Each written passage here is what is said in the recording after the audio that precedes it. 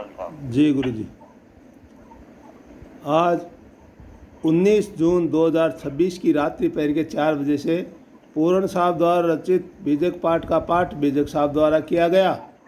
तत्पश्चात उन्होंने सतगुरु कबीर साहब द्वारा रचित बीजक की रमेनी प्रकरण में पहली रमेनी की 1 number, 2 number, 3 number, 4 number line का टीका किया। इसी क्रम में मैं सतगुरु कबीर साहब द्वारा रचित बीजक की पहली रमेनी का 1 number, 2 number, 3 number, 4 number line का टीका जो पूर्ण साहब ने किया वो प्लस मैं अपने विवेक से बताने की कोशिश करूँगा। सभी ध्यान से सुने। अंतर ज्योति शब्द एक नारी, हरि ब्रह्मा ताके त्रिपुरारी। इसमें सतगुरु कबीर साहब समझाते हैं कि सर्वप्रथम प्राणियों के अंतःकरण में एक चैतन्य स्वरूप अखंड अविनाशी जीव विराजमान है, जिसके सत्तात्मक ज्योति प्रकाश से सर्व प्रकाशित होता है। उसी की एक शब्द रूप नारी व कल्पना शक्ति से क्रमशः ब्रह्मा, विष्णु, महेश अनादि त्रिगुणात्मक सृष्टि में गुण क्रिया भेद से प्रथम स्थापित हुए। आगे बताया ते तिरिये भग लिंग अनंता, तेऊ न जाने आदिव अंता।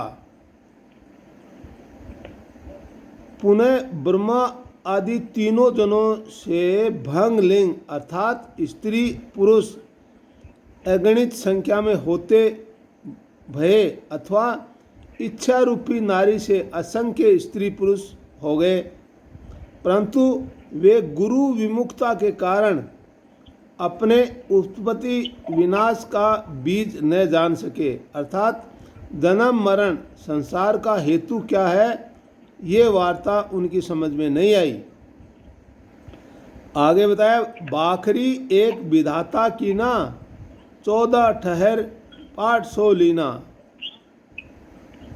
रजोगुणी क्रियाशील होने से रजोगुणी विधाता ब्रह्मा ने एक बैखरी वाणी बोली।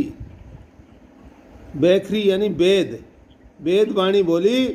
तत्पश्चात उनके अनुयायियों ने उस बैखरी वाणी यानी वेद का 14 ठहर अर्थात 14 भवनों में पाठ पूजा कर्मकांड आदि का प्रचार करना शुरू कर दिया।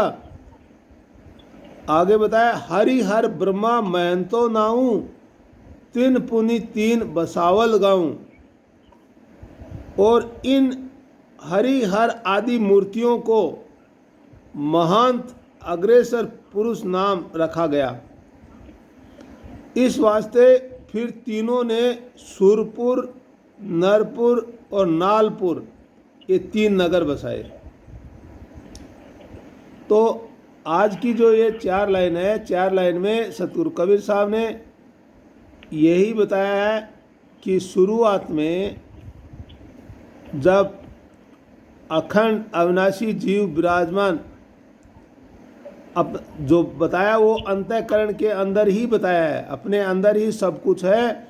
इसी अंदर ही जो सतात्मक ज्योति प्रकाश से सब जगह प्रकाशित होता है, उसी में एक शब्द है रूप नारी का। वो कल्पना शक्ति से क्रमशः ब्रह्मा, विष्णु, महेश अनादि त्रिगुणात्मक सृष्टि में गुण क्रिया भेद से जो पहले जो स्थापना हुई उसकी चर्चा इसमें की गई है। उसके बाद में वो ब्रह्मा, विष्णु, महेश तीनों जनों ने जो भग और लिंग यानी स्त्री और पुरुष के माध्यम से असंख्य या अगणित जिनकी कोई संख्या ना हो उसके अनुसार और स्त्री और पुरुष की उत्पत्ति तो कर दी, परंतु वे गुरु से विमुख थे। गुरु से विमुख होने के कारण उत्पत्ति विनाश का जो बीज है उसके बारे में उनको पता नहीं चला, और जन्म मरण संसार का हेतु क्या है वो भी उनको पता नहीं चला। तो ये वार्ता उनके अभी तक समझ में कुछ आई नहीं थी। फिर बाखरी एक वेद बोला है, वेदवाणी, एक वेदवाणी ये ब्रह्मा जी ने बोली और उसके बाद में सब उसी वाणी के अनुयायी हो गए, उनकी ज़्यादा संख्या बढ़ गई। और वो जो वाणी है वो 14 भुवन अर्थात 14 जगह ठहर गई, यानी 14 भुवनों में उनकी पाठ पूजा होने लगी, कर्मकांड आदि का प्रचार करना शुरू कर दिया। और फिर सब मूर्तियों के ऊपर आधारित हो, वो ब्रह्मा विष्णु महेश हरिहर आदि मूर्तियां बन गई, मूर्तियों की और उनका झुकाव हो गया और सब वो मूर्तियों की पूजा पाठ में लग गए। और फिर वो उन्होंने फिर 3 नगर की जो है कल्पना की या बसाए, सूरपुर, नरपुर और नालपुर, ये 3 नगर बसाए। ये जो आज की जो 4 लाइन है इसमें इसी प्रकार से चर्चा की गई है। जी गुरु जी।